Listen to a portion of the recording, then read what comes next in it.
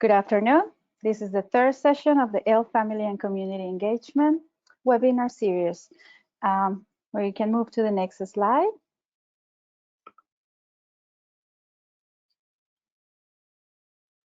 Thank you. So this is a go-to control panel. We have three main blocks in this panel. So you have the computer audio by default, but you can switch from this audio to the phone call if you have some difficulties with the audio. Sometimes when you switch between these two options, that fixes the problem. So hopefully everyone can hear, and we're going to check that in a minute.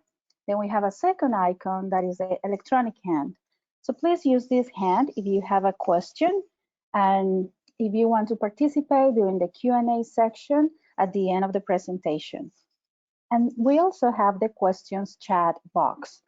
In this box, you are welcome to add all your questions, comments, and any other information that you want us to share. And maybe if your audio is not set up and you cannot participate, then you can use the questions chat box. And at the end of the presentation, we're going to start reviewing these questions and answering as many as we can and sharing all the resources that our speakers have today. So we're going to have audio checkout right now. So if you can hear me, please raise your electronic hand. So if you can hear me and you have heard these directions, please raise your electronic hand. Okay, I see some hands, but okay, more hands are coming up. Okay, perfect. Okay, so we're going to continue to the next slide. Thank you everyone for checking. So this is a webinar series that we started last year in December. The first session was ELL Family Engagement Research-Based Frameworks. Then we have a second session, a collaborative approach to ELL Family Engagement. During our first session, we had our guest speaker, Dr. Maria Rosa Rangel from Wake County Public Schools. And then we have Sandra Greenfield from the Public Schools of Robeson County. So today, we have the third session, ELL Family Engaging Strategies and Activities. So this webinar series is a whole package we have designed with some sponsor educators. They have participated in different events that NCDPI ESL Title III has sponsored. And now this is the way they have contributed to the field, designing these activities for you and resources that we are sharing via the webinar series. So if you can move to the next slide. Okay, so these are our speakers of the day. They're going to be talking about the ELL Family Engagement Strategies and Activities. What is their experience in Duplin County Schools and what they can share with us today. So we have Adriana Marston and Maria Uribe. I'm going to invite them to introduce themselves and give them the time to present. And thank you for being here today, girls. Let me see if Adriana is unmuted and we can hear. Okay, Adriana, I think you are unmuted. Yes, I think we are unmuted now. Perfect, we can hear you. Okay, so this is Maria Uribe. Welcome to our webinar series on EL Family Engagement Strategies and Activities. And I am Adriana Marston. So we both work as ESL lead teachers in Duplin County Schools. We have been working for Duplin County. I have been working here for 10 years and Adriana has been here for 13 years. We both were previously serving in the role of ESL teachers. Adriana was in elementary and I was in high school, and now we have been doing the lead teacher job for 6.5 years, and you have for 4 years. Yeah. So we just want to thank everybody for attending our webinar. We are going to share some of the strategies that we have implemented in our district and that have been successful, and some we might mention some that we are considering on implementing in the future. But this is just us sharing what has worked for us. This is not super comprehensive. It's just what has worked for our district, where we just wanted to share with everybody. All right. So, So the main question that we want to answer with our webinar today is, what are some of the ways in which you as educators could get EL parents involved and engaged in the school community? And these two questions are key. Involved, engaged. It's easy to get parents involved, but it's much harder to get them engaged. So that's what we want to achieve. So we've come up with 3 key elements for parent engagement. The first one is building relationships. The second one is bringing school into the community. And the third one is bringing community to the school.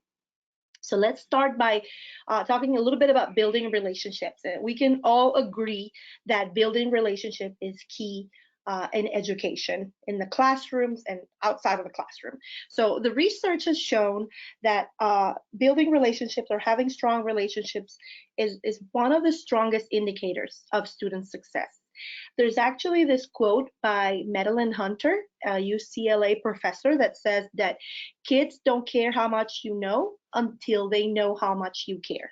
And this is very powerful if we have that in mind whenever we try to, engage parents or get them involved. That should be the underlying goal, building relationships.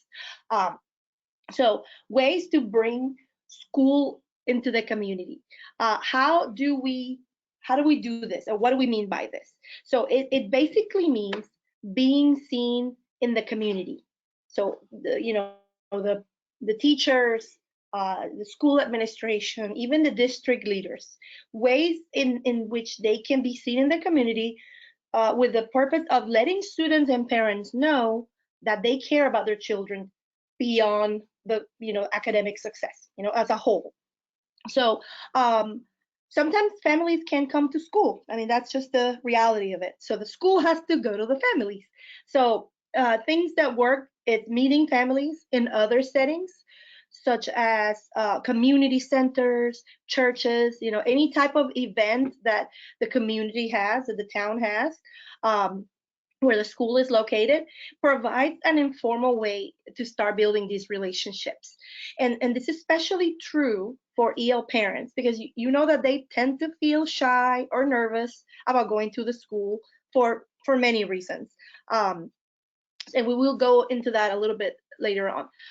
So going into the community indicates a strong level of commitment on the part of the school, of the stakeholders in the district, to the families.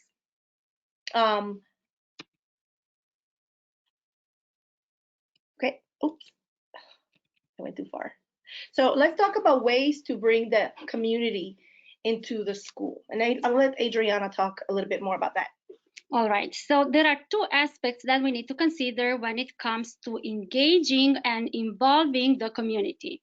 You can involve individual parents, or you can reach out to groups of parents, such as a particular school or the entire community of EL parents in the county. Okay. So here are some strategies for reaching out to individual parents first, and then we will talk about reaching out to groups of parents. So one way to reach out to the parents is to invite an EL parent to be a guest speaker. They could speak about their talent, about their home country, or their passion for their career. And they can be a doctor, or they can be even a farmer. As long as they have passion for what they do, feel free to invite them to be a guest speaker in your classroom. Now, make sure you prepare an activity to be ready for the visiting parents when they come as guest speakers. You can also invite EL parents to volunteer in joining a field trip. They can be the chaperone, and the parents will feel really good to have, the students will feel really good to have a parent joining them. You can also invite the parents to volunteer in the classroom, or in the media center, or even the lunchroom. We had parents here in our county that volunteer in the media center, and the parent can help with arranging the books and any other work that is needed in the media center, and obviously is delegated by the librarian. All right. Another way to engage a parent is to invite him or her to be part of a makerspace project. This is a project with recycling materials in the library. You can invite parents to donate or create the project with their kids. Now, ultimately, the purpose is to encourage collaboration. So why are makerspaces important? Let's look at some of the benefits of makerspaces. They are good opportunities for innovative and creative ideas. Makerspaces offer the students a chance to create a real-world application for a concept that was previously taught in the classroom. And this is where the students will benefit from the parents' input. Basically, the parent can guide the ELs and give them the different ideas as they create the makerspace step by step. Getting the parents engaged in the creation of the makerspace will actually make the students feel proud and cared for. They will feel that the parents care about their education by actually being involved in it. Also, as they work on the makerspace, our students get to practice their speaking skills and use specific content vocabulary that they can learn from the parent that is participating in the makerspace project.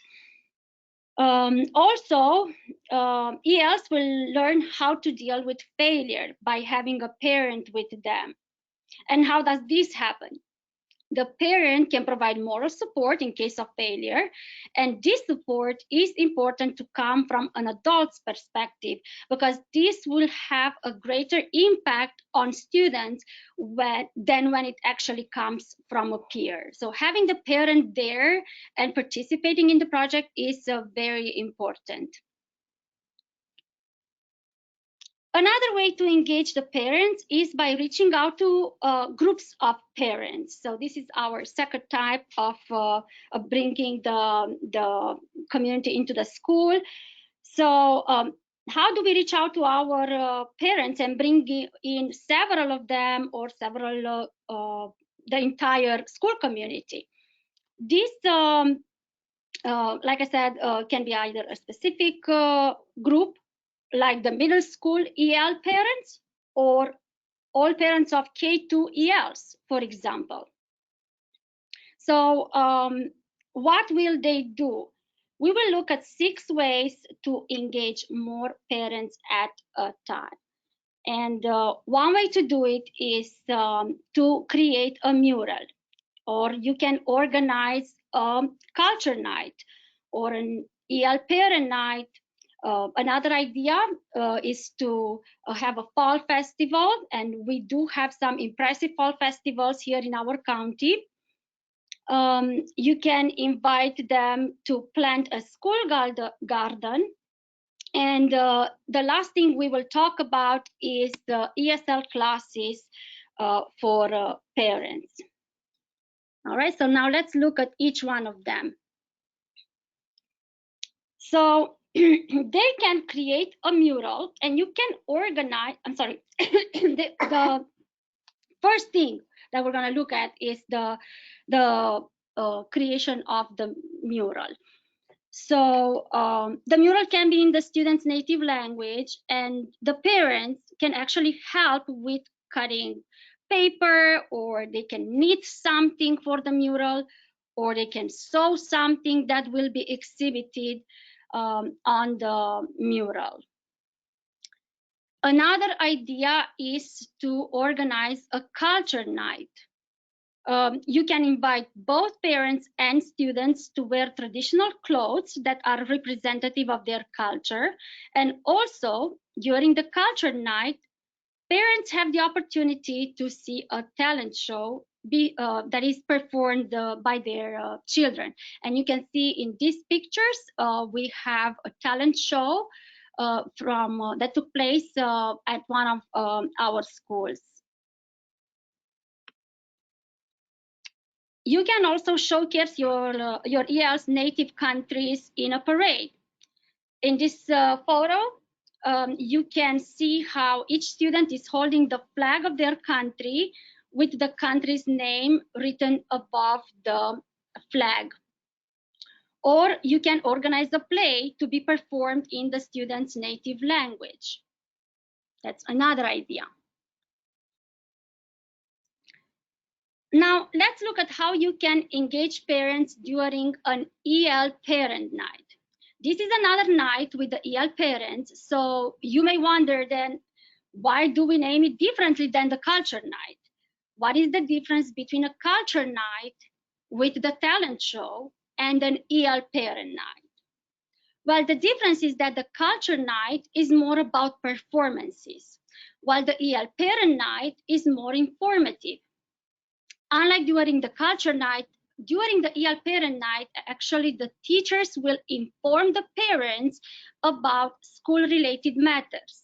They will let the parents know how they can help your ELs with their schoolwork, other information that the principal wanted the EL parents to know.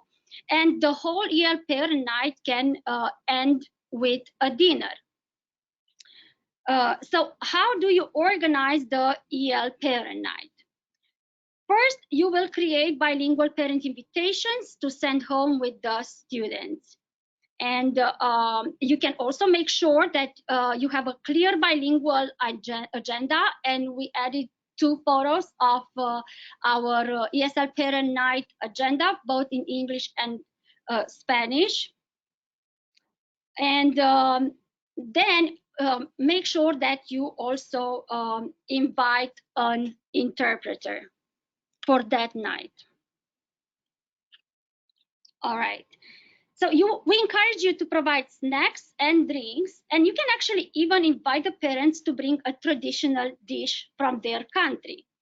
This way, they are not only involved, but actually engaged in the parent night preparation. Now, this all depends on how comfortable the parents are with sharing and eating home-cooked meals. So you can ask for their opinion and find out how they feel about it prior to the event taking place. Also, you can provide childcare, which helps to have the parents' undivided attention. This way, obviously, the parents will participate effectively and ask questions. You can actually even have 2 EL parents stay with the children, while the other parents are actively participating in the discussions and activities. Okay, and obviously you can have fun activities for the families.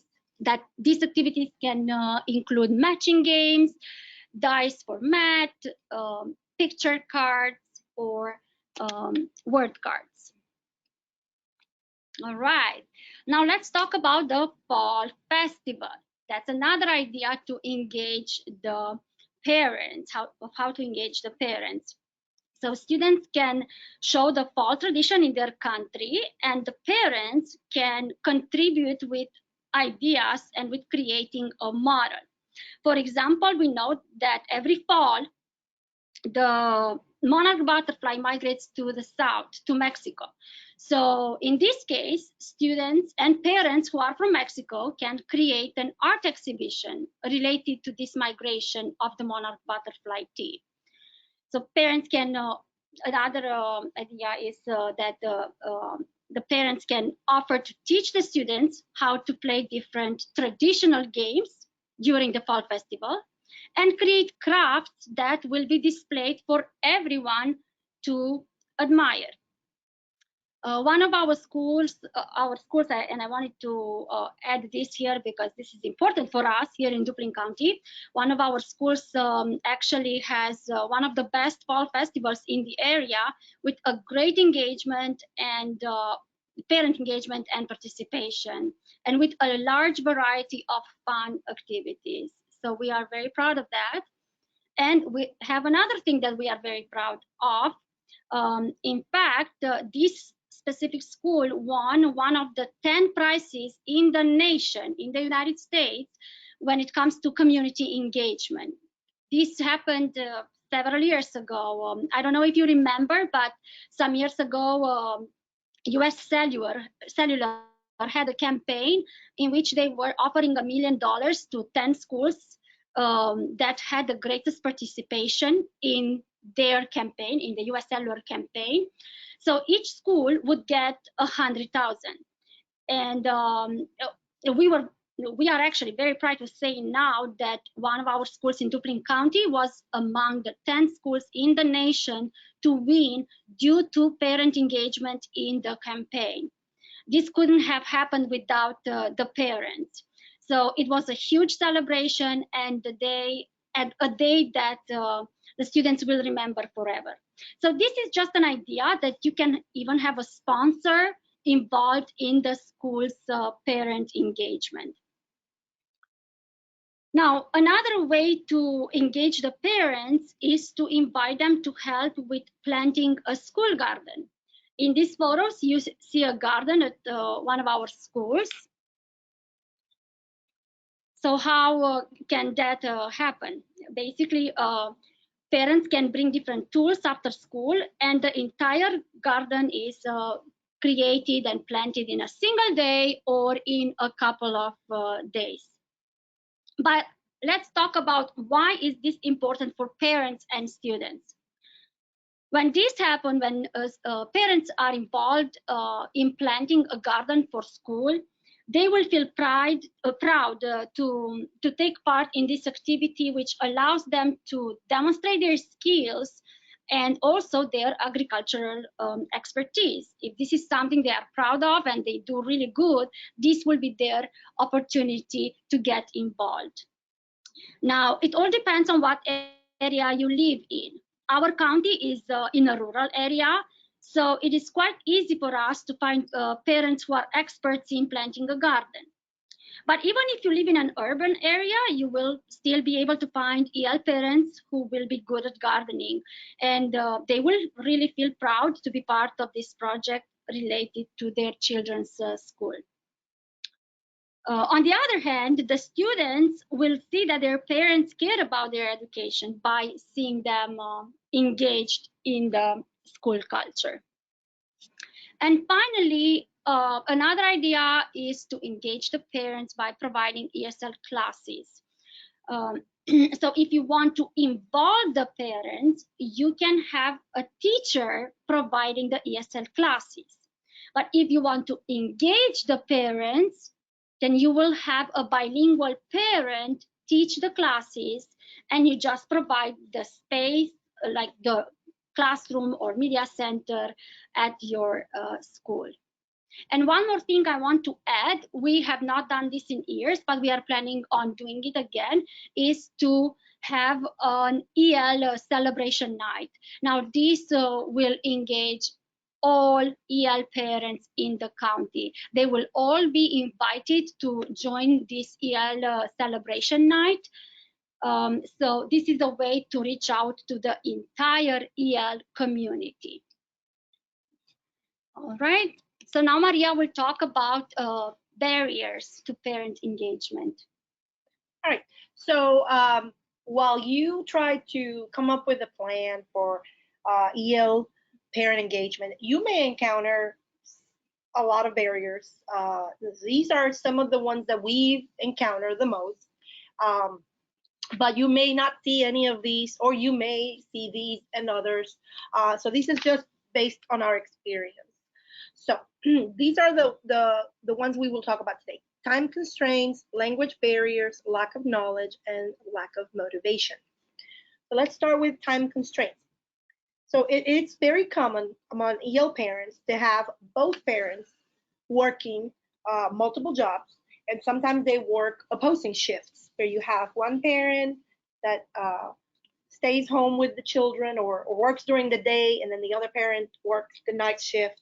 So there's not really a lot of time for them to volunteer or even participate in any type of school meeting with these busy schedules.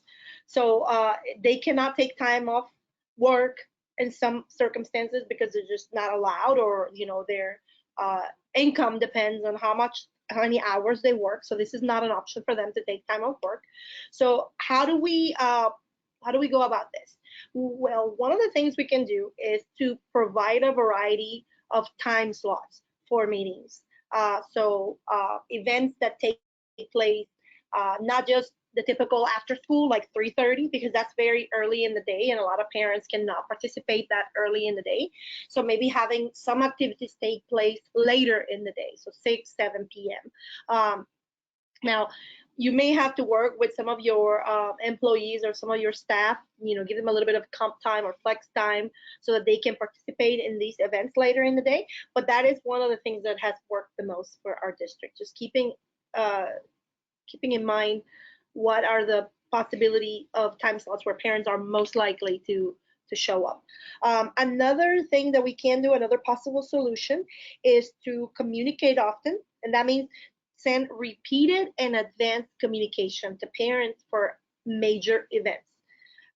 So it's not enough to send a handout that says, "Oh, we have a neo parent night in a couple of weeks," and then or in a month, and that's it. You have to send repeated communications, send constant reminders, and use many ways to communicate, not just a handout, because a lot of times those end up in the um, in the student's backpack, and the parents never see it. Use connected. If you have any apps for like Remind.com or Class Dojo, or yesterday we heard from a district in Chapel Hill that creates a WhatsApp group. They use WhatsApp, which is very common among EL parents, to communicate. So that's how they send out most communications, and obviously they have to be sent in their language, in their native language. And this is part of what I'm talking about next, language barrier. So this is the biggest, perhaps with the time constraint, the biggest barrier that we've encountered for parent engagement. And it may seem simple to say, well, if you have a translator, that should be enough. But for many immigrant parents, language is a big hurdle that keeps them from getting involved and even showing up, because they don't assume that we will provide translation services or interpreters. A lot of times parents feel like, well, I'm not going to understand what they're going to talk about, so I might as well not even show up. So with this barrier, again, it's important to provide several means of translation. So you can have an interpreter, you can have Google Translate, or if your district has the financial ability to do so, to have maybe one of those instantaneous translating devices to make the process easier. So if parents know that they will be provided, translation, they're most likely to show up. But if they come to school one time and the secretary or the person working in the front office doesn't speak their language, or they're unable to locate someone to translate, they will most likely not show up to school events, because they will feel, well, they didn't have someone at the school. Why would they have it in a bigger event? So that's something to think about. The next barrier may seem like it's not a big deal, but it actually has a huge impact on parent engagement, and that is the lack of knowledge about systems and processes. So the U.S. public system is a very complex one. It's very complex, even for people that work in the school system. So many immigrant families who have not attended school in the U.S. or even at all find themselves overwhelmed and completely lost when it comes to understanding the processes and the functioning of the school system. They don't know what the PTA is, and a lot of time teachers are very quick to say, oh, the parents of our ELs don't care about their kids because they don't show up, or they may say things like, oh, those parents never show up, they don't care, so they don't show up, not knowing that it's important, that they may just not understand. They may think, well, why does it help for me to show up? Like, why do I even have to contribute if I don't speak English, if I'm undocumented, if how can I even participate in this. So it is important when you have those EL parent meetings that Adriana was talking about, to make sure that parents understand their role in their children's education and how them being a part of it impacts their children's, academic success. And let them know that they are important, that even if they come from a different culture, if they speak another language and don't speak English, how are they valuable? What can they do to make a difference? So here it's also important to communicate this regularly, send out these notifications of your goals for parent engagement, how you're using resources, and make sure you send these at the beginning of the school year and throughout the year as well. Sending these regular reminders and covering these events during EL parent nights ensure that they understand the importance of these activities and these events. And it makes any initiative and any activity that you plan, it makes it more successful if parents actually know why.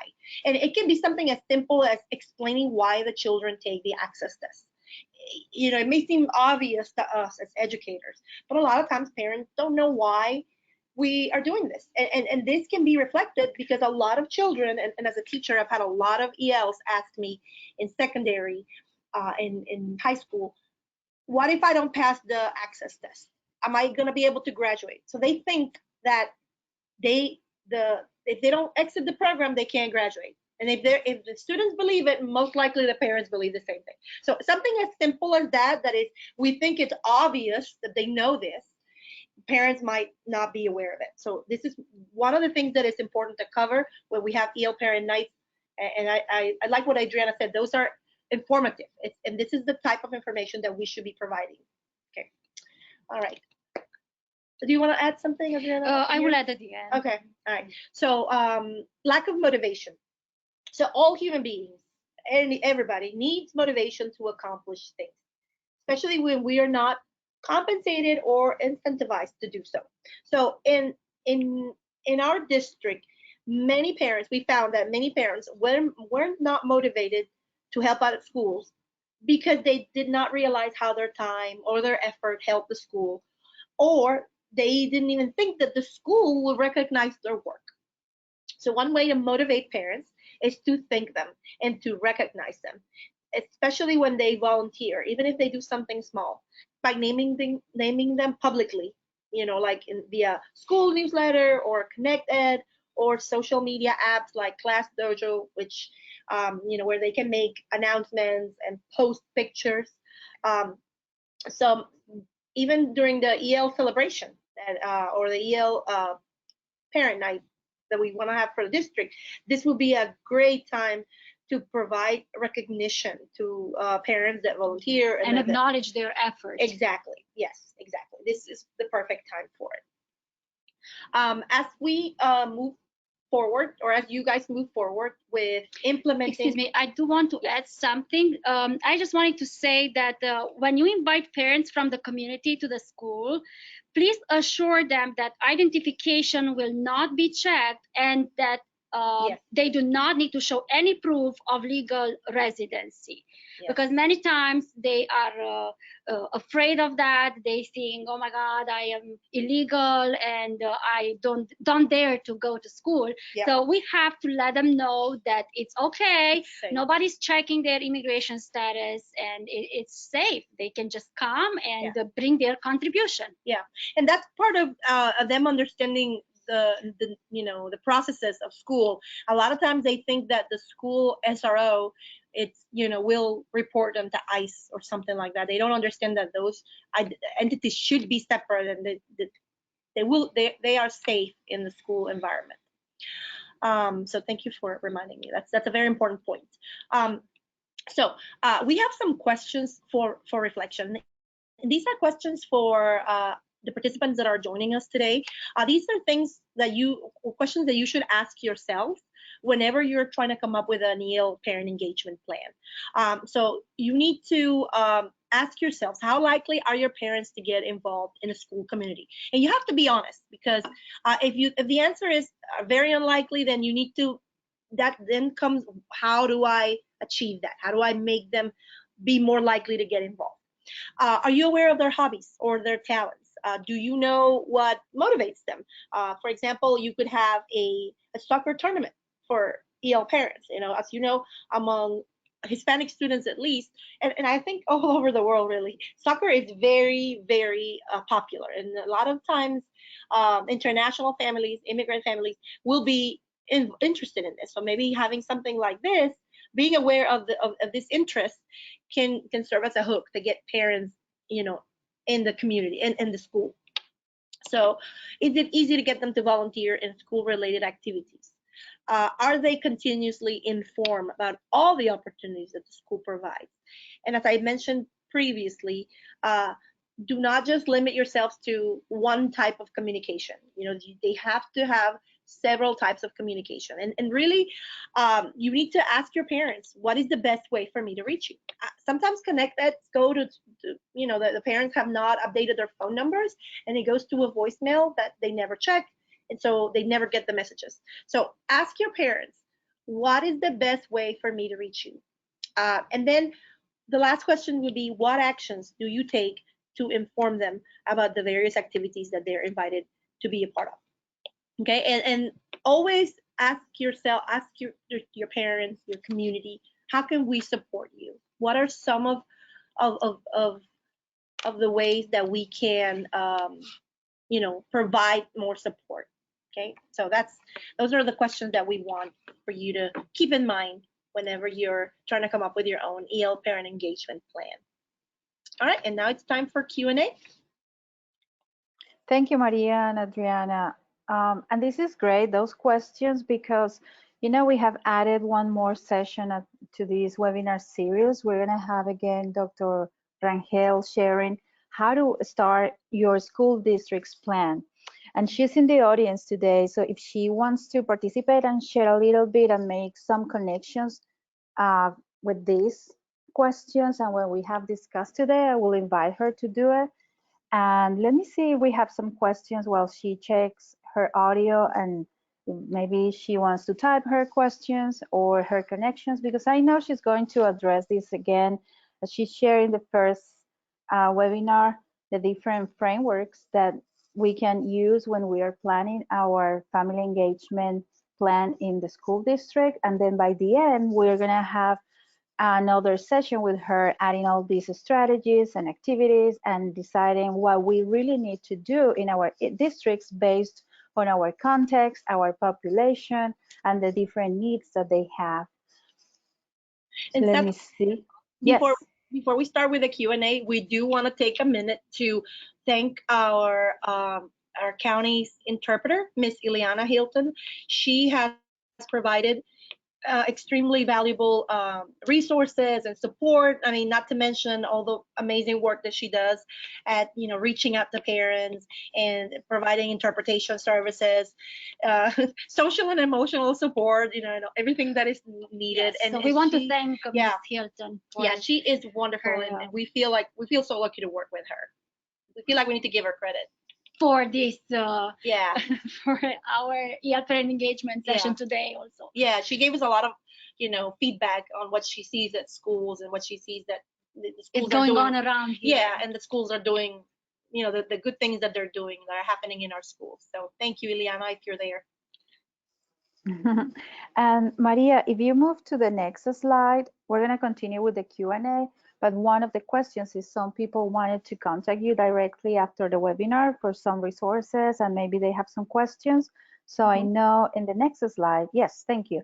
You have the email accounts. So if you want to ask something directly to our speakers today, you can send them an email and they both can help you with all the questions that you have. And please be reminded that we're going to add the slide deck, this presentation, and the recording to our archives in the PD dashboard.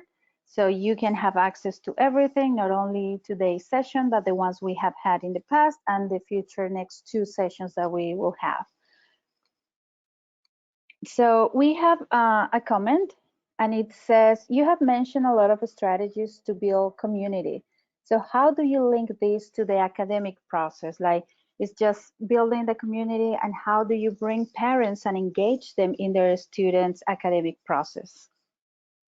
Can you repeat the question? I feel like the makerspace was one of the examples, or because the activity would be related to content that is taught in the classroom. So the whole idea will already come from the teacher to what they are doing in the classroom, and the parent would just be probably an expert at that content related theme. So that is one way. This is how it helps. And then I was also talking there about the fact that they get to practice their speaking skills, because they will hear content-specific vocabulary that the parent will provide, or just maybe technical language that they don't really hear a lot, academic language that they don't really hear a lot, and they will just learn those words. Oh, so this is how you say this and that, and yeah, they will hear from the parents things that they have not heard before, or they will reinforce what the teacher already taught in the classroom. Yeah, and I just saw the question on the box now. So one of the things that is covered, and we tell our ESL staff during our ESL meetings, one of the things that you must, is a non-negotiable, is how to support students' language proficiency at home. So we're not going to get into all the possible strategies, but one simple thing that we tell them is, making sure that they read to their students in their first language. So a lot of parents don't speak English, but having them read to their kids in Spanish, it helps. It builds literacy, and a lot of parents are illiterate. So then that's a problem. How do we get them to do that? And so what the teachers recommend is, okay, have the child read to you, and you ask them questions. Oh, tell me what, and then they provide a handout to parents of like, what are some possible questions that they can ask to build literacy? Like, what do you think is going to happen next? To make predictions, or why do you think this person did that? And it's okay if they're not, into academics, and they're not, very literate. They can support their children's education in ways that have a huge impact. So that's something that they have to always share when they have EL Parent X. That is a non-negotiable. They have to talk about ways in which parents can support ELs in their academic language and language proficiency more specifically. And like you were just saying, if they don't speak English, just by reading to the students and asking them comprehension questions, the students, by giving an answer in their first language, they will still develop that skill. And once they have that skill developed, let's say it's cause and effect or main idea and details, once they have that skill in their first language, that will develop also in English, because as we know, the higher the literacy in the first language, the easier and the faster they will acquire the second language. So this will all contribute to developing their literacy skills. Thank you. So you have your interpreter online, Eliana Hilton, and she says you are very welcome. So this is great that you have her support as well here today. That's awesome. And we have a couple of participants. They say thank you all very much for all the ideas and questions. Another one says thank you so much for providing a last session. I work as a parent engagement support specialist at the district level, and I would love to learn more about all this and how to assist the families in my district. So thank you very much. And then I'm going to check with Dr. Rangel. She said she wanted to share a couple of comments, so I'm going to check if she can say. Her audio is working, so let me see. Dr. Rangel? Hello, can you hear me? Yes, perfect. How are you? Oh, I'm doing great. This was great. I just wanted to say thank you, Adriana and Maria, for this awesome presentation. And I just want to tell the participants that at the end, we'll try to put it all together in perspective so that you could go back to your school, to your district, to your classroom, and be able to implement some of the strategies, and also taking into account some of the barriers. And then how do you put it in perspective in a plan and also looking at the different frameworks to make it work for you. Right. Yeah, Uh-huh. that sounds good. Sounds good. Thank you. Thank you. Okay, we have more comments. They say wonderful ideas. Thank you. Sandra, who was presenting in the previous series, she says, Robeson County says, thank you very much. And she's with Miss Erilda. So thank you for being with us today. And they are appreciative of all the information you have shared. They said it's very informative. And we have another comment. It says, buenas ideas. Muchísimas gracias. So we have a few more minutes. If you have more questions, please add them to the question chat box. And we are going to have 15 more minutes with our speakers. So please add all your questions if you want to say something else, or if you want to participate using the audio, please raise your hand and I will unmute you so you can ask your question.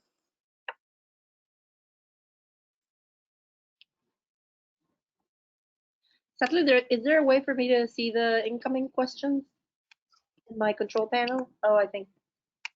Yes, if you go to show answer questions, maybe the box, I think you will be able to see them. No, I don't see them. It's okay. It's You okay. can just read them to us. You can just read them to us, because I don't think I can read them. I'm going to share later because, yeah, you have really nice feedback. I don't see any more questions. Oh, we have one question. So it says, can you define involvement and engagement? What is the difference between these two? You want to do it, or you want me to do it? Well, okay, so I'll say my opinion, and then Adriana can just fill in if I miss anything.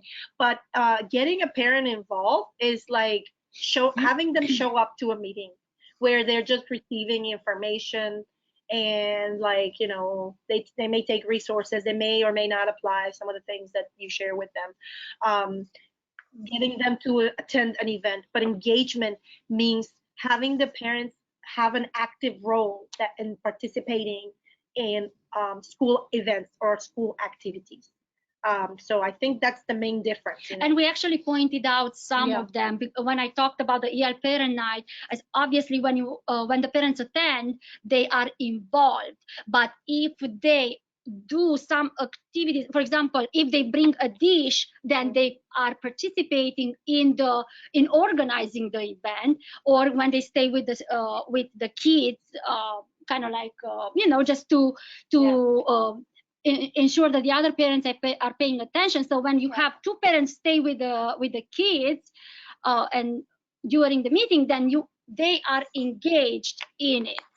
Here's another example that I gave when I said that when we talked about the ESL classes for parents. I said if you want to involve the parents, you will have a teacher providing the ESL classes. But if you want to engage them, then how would you do it? You would actually have the parent providing the classes, the bilingual parent teaching those classes. Exactly. So that is a very good difference between how the parent is involved by attending or engaged by him providing it. And also, I would say a further step would be allowing those parents to suggest activities, because, you know, you might have an idea of like, oh, parents would like that, but you need to ask them, what can we do where you feel that we're highlighting your cultural values, or that we are letting you have a voice in the community, or what are some ways in which you feel like you don't have enough support from the school community, and how can we help you with that? So a lot of times you need to hear from parents, and just by them sharing with you, it's one way to have engagement as opposed to just being involved. Okay, and we have one more comment. Let me see. One question. How many EL parent nights or meetings do you have during the year?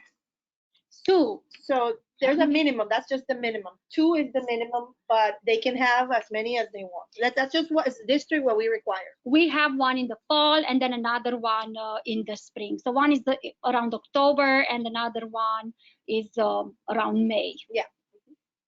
In May, end of April, May. Okay, thank you. And there are a couple of comments from one of the participants, John Mullen. So I'm going to try to unmute him and see if he can use his audio. John?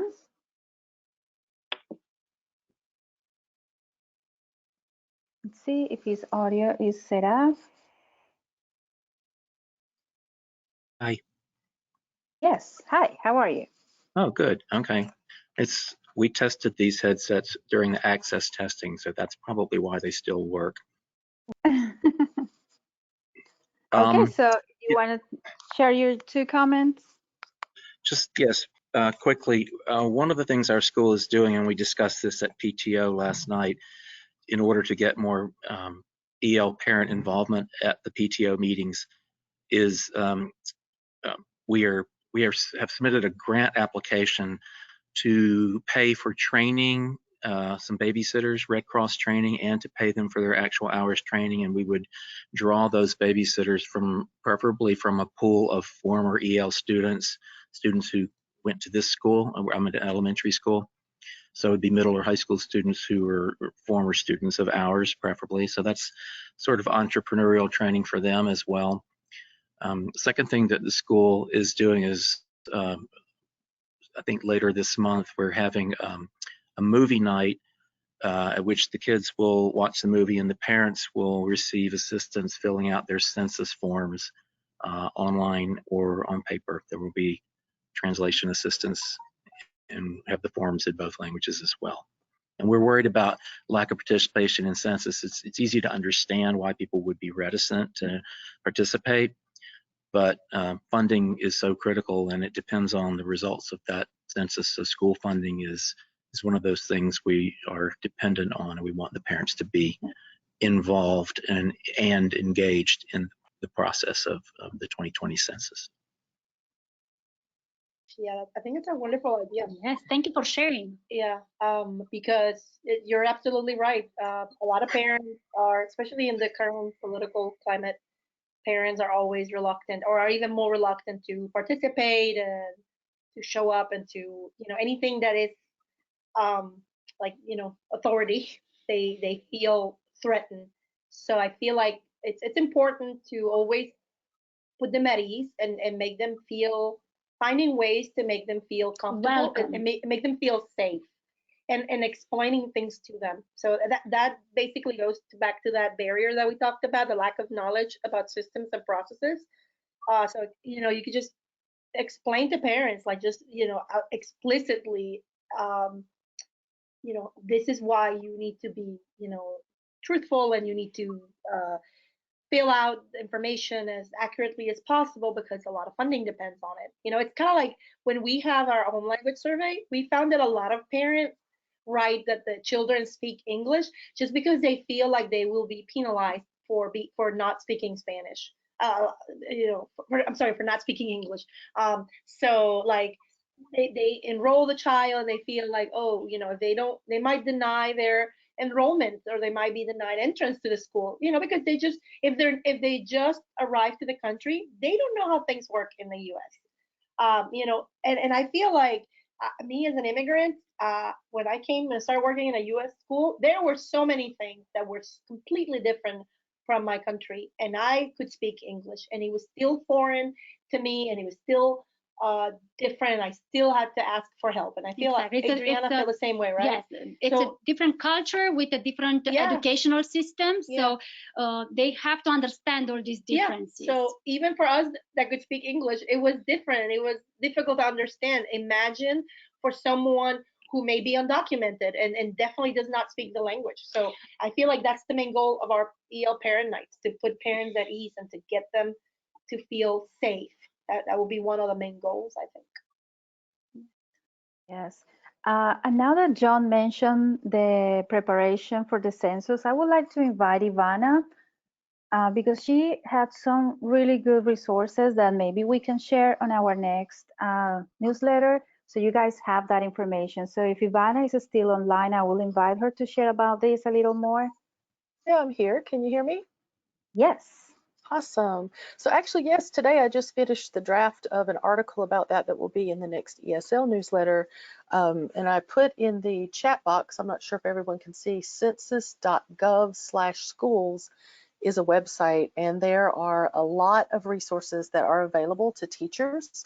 On that website, there are lesson plans that are tied to content area standards. There are games. There are some downloadable books and coloring books. The books and coloring books are in English and in Spanish. And as he mentioned, it is tied to funding. There's a really interesting comment that's made on the flyer that a kindergartner that's counted in the 2020 census this spring will be starting high school when the next census comes around in 2030. And that's 10 years of school supplies, teachers, school lunches, and more that are all tied to this count. So the books, I have 2 of them that were actually printed and shared at a recent conference called Everyone Counts.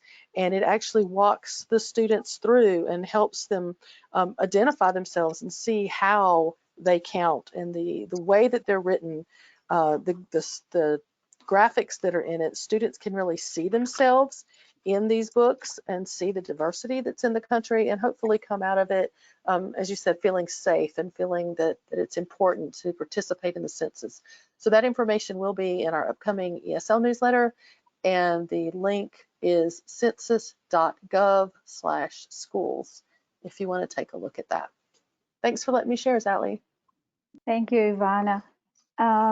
I'm also sharing the link in the chat so you can have it for all our newsletters. So we have a monthly update, and this upcoming one will be released maybe March the 25th. So you will be able to access, but by logging, checking this link, simplebooklet.com/NCL's update, you will have access to the previous issues that we have published, and then you will see the one that we have upcoming with the census information. So for our speakers, we have 3 more minutes before we leave. There is one comment. It says, there is a difference between interpretation and translation. Interpretation is oral and translation is written. Many times you can do a hybrid of both. Simultaneous interpretation takes place with interpretation equipment. So I don't know if you want to expand on this. I see this comment is from Dr. Rangel. So let me see if she's still online and she wants to elaborate a little more on this, or if you want to share something else, Maria or Adriana, while I check on Maria Rosa. My understanding, and I'm not an expert on this, is that translation tends to be more literal, whereas interpretation is more global, is more about, but that's just what I remember from grad school. And I also feel like one of the translation would be more academic, while the interpretation will be more social. Yes, like and I think about what Ileana shares with us about IEP meeting. If you're in an IEP meeting translating, like she often does, interpreting, yes, exactly. She cannot translate every single piece of every single word that is said, because there's a lot of like education-y, there's a lot of like terminology that is like related to IEPs and all that it would just not be something that the parents understand. I feel like in that particular case, it's more efficient for her to interpret. And I feel like that's more what she does. She puts it into Spanish, but into a language that the parents are able to understand. That's what I remember learning, yes, from grad school about, interpreting, translating. But again, I could be wrong. And if Dr. Rangel is here, I would love for her to weigh in on it, on this concept a little more. Let me see. I think she is still online. But yes, the comment is right. The use is more interpretation is oral and translation is in written form. Right. But I'm not. Okay, are you there? I can hear. Let me see. Maybe I unmuted. Hi. Can you hear it? Yes. There you go. When you think about interpreting, it's oral. And translating is when you are reading, it's from writing. And you could do a hybrid of both. Sure, and IEP takes a lot of the academic vocabulary that you have to know as an interpreter. To become an interpreter, you really need to understand the vocabulary that we use, such as the terminology. But again, it's in an IEP, you do a hybrid of both because you are interpreting from a document, so it's translation, but you also do an interpreting, which is oral. So there is a difference between the two. Same thing with simultaneous interpretation, right? Usually you use the equipment to do that. Or you could also do simultaneous interpretation in a way that you don't need the interpreting equipment. It just takes time and it's longer. Right. That makes sense. Thank you for sharing that. Thank you.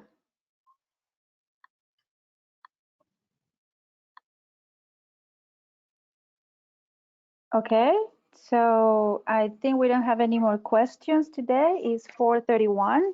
We are going to stop the recording now. Remember that we are adding the archives, the presentation, and the recording to our PD dashboard, and you will have access to this. Also, if you check the chat box, you will be able to access our monthly newsletter. We're gonna add more information there, and also how to access the archives from this webinar series.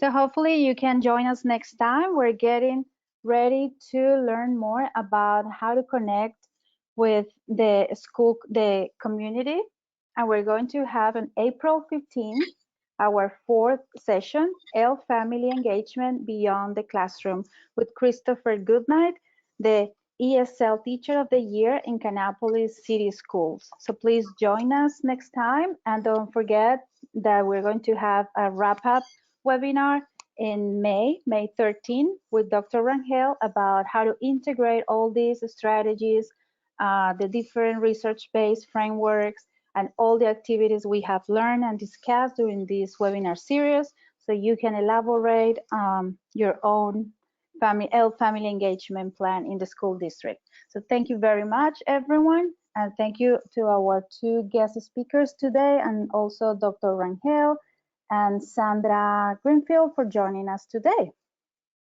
Thank you, everybody. Thank you.